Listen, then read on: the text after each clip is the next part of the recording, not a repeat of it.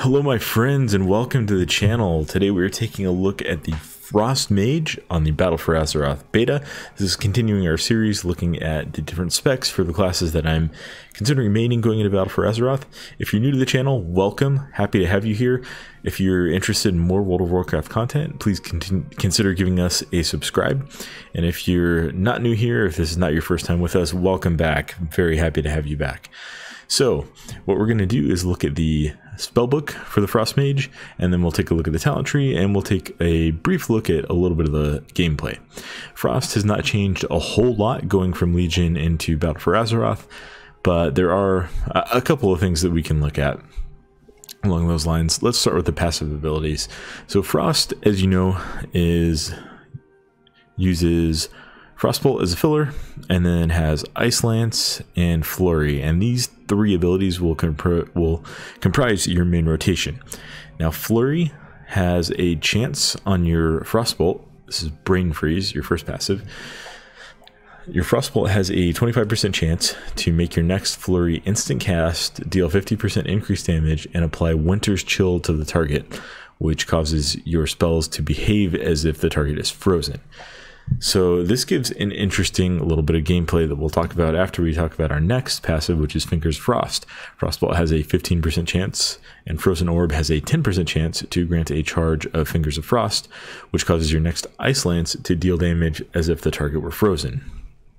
Now Ice Lance deals triple damage against frozen targets, and because of our other passive is Frost Shatter, when we're throwing spells at frozen targets, our critical strike chance is multiplied by 1.5, and then an additional 50% crit chance is added to that.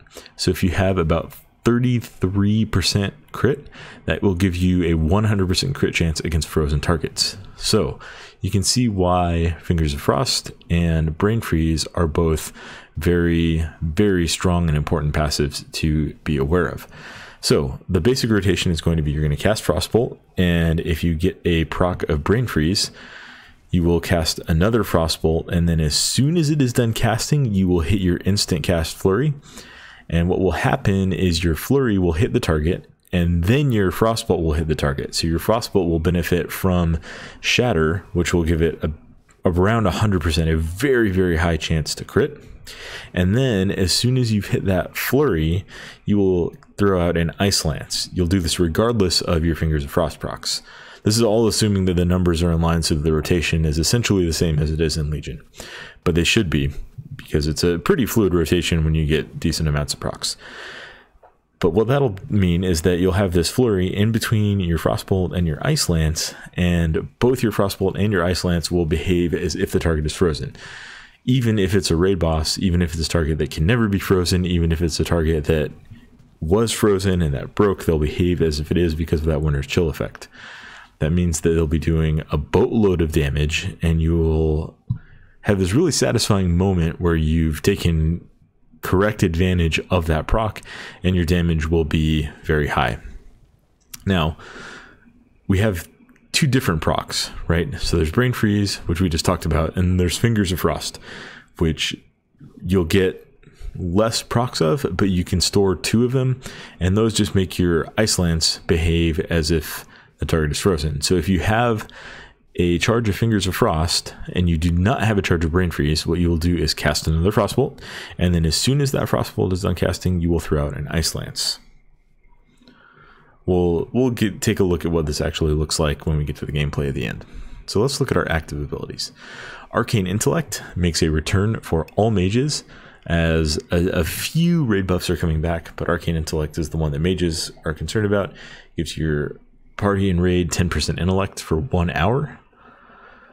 Blizzard is Frost's big casted time AoE spell. Cold Snap resets your ice defensives. Cone of Cold is a short range, short cooldown slow effect that you can throw in front of you. It just looks like this. It doesn't have a huge range. I think it's about a 15-yard range, but it does a little bit of damage. not very significant, but it does give you a 70% slow for 5 seconds. So if you need to slow a bunch of targets so that your tank can kite them to drop necrotic stacks, or if you need to slow a target that's chasing you to kill you in PvP, Cone of Cold is a useful ability to be aware of. Conjure Refreshment, mages can make food for their party still. Counterspell is our interrupt. Ebon Bolt is a talent, we'll talk about that later, but it's pretty much the same and plays pretty much the same as the artifact ability to the Legion. Flurry, we already talked about. Now, one thing to be aware with Flurry is baseline, it has a 2.4 second cast time. You never want to hard cast a Flurry. Barring some weird Azeroth trait that we might get later in the expansion, you don't want to hard cast Flurry. You only want to use it when you have Brain Freeze procced so that you get that instant cast spell and so that it applies Wondrous Chill. Frost Nova is your freeze ability. Just freezes enemies around you, allows you to escape. Frostbolt is our baseline filler, normal casting frost spell. Frozen Orb is very similar to how it is on live. One neat difference is that its damage is now increased by mastery. Glacial Spike is a talent, we'll talk about that later. Ice Barrier is your normal defensive ability that has a 1 minute duration, gives you a decent shield and 25-second cooldown. You don't want to use this if you're taking damage and you need to give your healer a little bit of a break. Ice Block is your immunity. Ice Lance we already talked about. Icy Veins is your cooldown as Frost, and this will give you 30% haste for 20 seconds. So very strong ability for Frost. Invisibility turns you invisible over 3 seconds. This drops your threat, makes you untargetable. You can drop out of combat. You can get away from mobs that if you've accidentally pulled too many. You can go away from targets in PvP if you need to. Very useful ability. You need to be aware of it in your toolkit. Polymorph is the same as it has always been. We have some variants for Polymorph. I think I only have the Black Cat one on this mage. Portals, you have all of these portals available as a mage. Remove Curse has returned, so you can remove curses from a friendly target. It does have a mana cost, but it's an insignificant mana cost. In fact, where did I set it? I can just click it in my spellbook like a noob. If I just spam cast it on myself, you'll see my mana bar is not even moving. Now it does have an 8-second cooldown, but that cooldown is only applied if it actually removes the debuff. But yeah, like you can see, it's got no significant impact on your mana pool, even though it does have a cost. Shimmer is a talent that replaces Blink. So let's take a look at Blink so we can get the baseline look here. So Blink teleports you forward 20 yards. It has a 15-second cooldown, and it frees you from stuns and roots. Slow Fall, you can make people fall slowly for 30 seconds, including yourself, so that you won't die. Spell Steal, you can steal magical buffs from another target. So if you see someone running around with Bloodlust trying to kill one of your friends, you can steal that from him. That's one example. You can steal some buffs in raids, but that depends. Some of them can't be actually stolen, they can just be dispelled, or not dispelled at all. Teleport is just your personal portal that, I don't know, I normally just cast a portal and then click it. It's not really a big deal. Time Warp is Heroism, Bloodlust, whatever you prefer to call it according to your faction. And yeah, that wraps up the spellbook for the mage.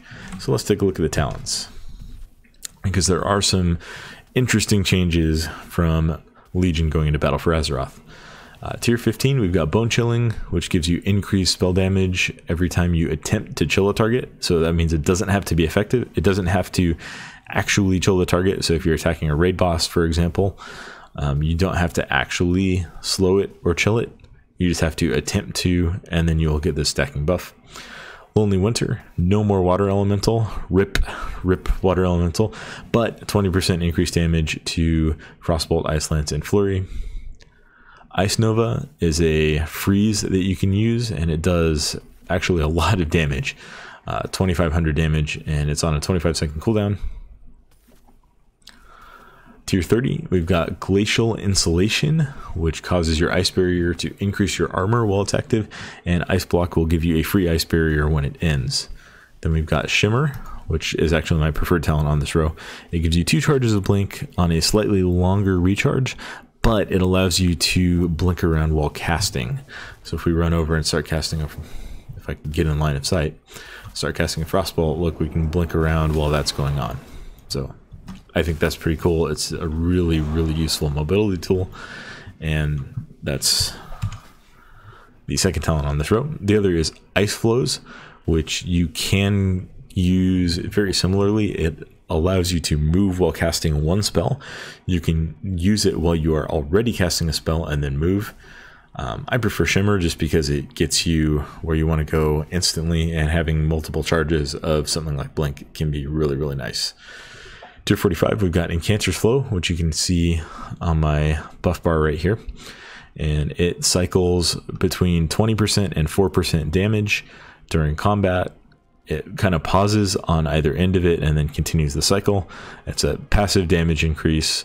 Has typically been the strongest choice for Frost in this tier. We'll see what tuning looks like in battle for Azeroth. Mirror Images gives you 3 copies of yourself, which will last for 40 seconds. They'll cast spells, they'll attack, and they will, more importantly, drop your threat on the target. So if you are in the open world and you've bit off more than you can chew and invisibility is on cooldown, or you've got something attacking you so invisibility is not going to be effective, you can use Mirror Images and that'll drop your threat and allow you to either kill the target because you've got more DPS going out now, or get away. And everybody's favorite, rounding out the tier 45, Rune of Power. Now, one thing that I do want to note about Rune of Power is that it has a pretty generous range, actually. So let's take it real quick. So if I drop a Rune of Power, it's got an 8-yard range around it. So you can see, look how far away from it I am, and I still have that buff. And this extends all the way on the other side too, right? So you actually have a pretty big radius that you can be in when you drop your Rune of Power. And it only lasts for 10 seconds. And when you have your cooldowns popped, you generally don't want to be doing a lot of running around anyway, right? So if you know that a debuff is coming out that's going to force you to move, it's not a good idea to pop your cooldowns until after that's come up and you've moved. So I don't know. Personally, I don't get all the hate on Rune of Power. I think in its current iteration as a shorter cooldown, DPS cooldown, I think it's a fine ability, but we'll just see what balancing looks like on this tier. In tier 60, we've got Frozen Touch, which gives you, well, the way it's phrased, Frostbolt gives your Fingers of Frost and Brain Freeze 20% more often. This is a multiplicative bonus. It is not a additive bonus. So by default, you have 25% chance to get Brain Freeze and a 15% chance to get Finger of Frost. If you take Frozen Touch, that goes to a 30% chance for Brain Freeze and an 18% chance for Fingers of Frost. Now, that's still a solid talent, but it's not going to give you, 45% chance for Brain Freeze, where every other Frostbolt, sorry, just about is going to give you a Brain Freeze proc. It is going to increase your procs fairly substantially and make the rotation flow a lot smoother, but it's 20% multiplicative bonus. Chain Reaction, your Ice Lances against frozen targets increase the damage of your Ice Lance by 3% for 10 seconds, stacking up to 5 times. And then Ebon Bolt, which was the artifact ability, is now a talent for Frost, and it functions exactly the same way. It guarantees you a Brain Freeze proc. It does decent damage. It's on a 45-second cooldown and is a 2-second cast. So you can continue to play with that the way that you did in Legion if you want to, or you can take one of these other 2 options. In tier 75, Frigid Winds, all of your chilling effects reduce the target's movement speed by an additional 50%. This is an important talent, I think, because if you look at your abilities, Frostbolt is only a 50% slow now. In fact, most of these are only a 50% slow now. Frozen Orb, Ebon Bolt doesn't have any slow effect tied to it. Blizzard is only 50%. Flurry is 70%, but it's only for 1 second. So this is an important ability if you need that extra bit of slow that you're maybe used to and have been used to for a long time. Ice Ward gives you 2 charges of Frost Nova, and then Ring of Frost is the same as it's always been. Enemies get frozen if they try to run through your Ring of Frost. Tier 90, we've got Freezing Rain, which is taken from the artifact. Frozen Orb makes Blizzard instant cast and increases its damage done by 35% for 12 seconds. Now, in my current gear, which is not super optimized, I get a 6.3 second cooldown on Blizzard. That is reduced by haste, and that means that I could get 2 blizzards off in that window. If you have a lot of haste, particularly if you're under the effects of Icy Veins or Time Warp, you should be able to get 3, maybe even 4 blizzards off in that window. Probably not 4, but you'll get more blizzards off during that window. Next we have Splitting Ice, which is the same as it is on live, I believe. Your Ice Lance and Icicles deal extra damage. It affects Icicles now. That's not the same as it is on live. Your Ice Lance and Icicles now deal 5% increased damage and hit a second nearby target. And then your Ebon Bolt and Glacial Spike also hit a second nearby target for 80% of their damage. And then we have Comet Storm, which just gives you a big rain of AoE fun. Tier 100, we have Thermal Void, which increases Icy Veins duration by 10 seconds, so it takes it from a 20-second duration to a 30-second duration. And your Ice Lances against frozen targets, which includes Fingers of Frost procs, during Icy Veins extends it by an additional 1 second. And then we have Ray of Frost, which is a shorter duration, I believe, than it is on live. You channel it for 3.9 seconds, deals a lot of damage very quickly, and gives you a 60% slow during that, and it generates 2 charges of Fingers of Frost over its duration. And then Glacial Spike, which gives you the big, massive ice spike that you can fire. So let's look at how some of these things play out. We'll start with opening on this thing with Ebon Bolt. And so the way you're going to play this is Ebon Bolt directly into that flurry, and then an Ice Lance. Right? So let's try to get some procs here. That was not my Comet Storm. Okay, so now we've got some procs going. So the way we're going to use this is I will Frostbolt, Flurry, Ice Lance, Frostbolt, Flurry, Ice Lance. No procs currently. Okay, I want to use Glacial Spike here, so I'm going to wait until I get a Flurry proc because that's ideal. Okay, so now what I'm going to do is Glacial Spike, Flurry, and then Ice Lance. Right, so the way that you want to use Glacial Spike, if you can, is to get a Flurry proc right before it so that it benefits from the Shatter debuff and gets a almost 100% crit chance. Right, but there's a lot of buildup. You don't want to delay Glacial Spike for too long. I guess you're not necessarily losing any DPS for delaying it unless you get fewer Glacial Spikes in a fight, which could happen. But ideally, you'd like to use it with the Flurry proc so that you can get it up to about 100% crit chance. Now, nothing's on cooldown, so let's just take a quick look at Ray of Frost. And then I think that'll wrap up this video. So, Ray of Frost does pretty strong damage, gives you 2 charges of Fingers of Frost. Looks pretty cool. And yeah, that'll wrap up our quick preview of the Frost Mage in Battle for Azeroth. I think Frost is looking pretty good. I really like the way it plays on live. It's one of my favorite alts to play right now, and it looks just as solid going into Legion. We'll take a look at Fire and Arcane as well, just because I want to make sure that, you know, there's not just one spec on the mage that I like while I'm making this decision on what character I'm going to play in Battle for Azeroth. Thank you for joining me in this video. Thank you for joining me on this journey. If you like this video, please give us a thumbs up and be sure to subscribe to the channel for more World of Warcraft content so that you can continue to follow our series looking at the different classes that I'm considering playing going into BFA. Thanks guys, have a great day, and until that next video, see ya.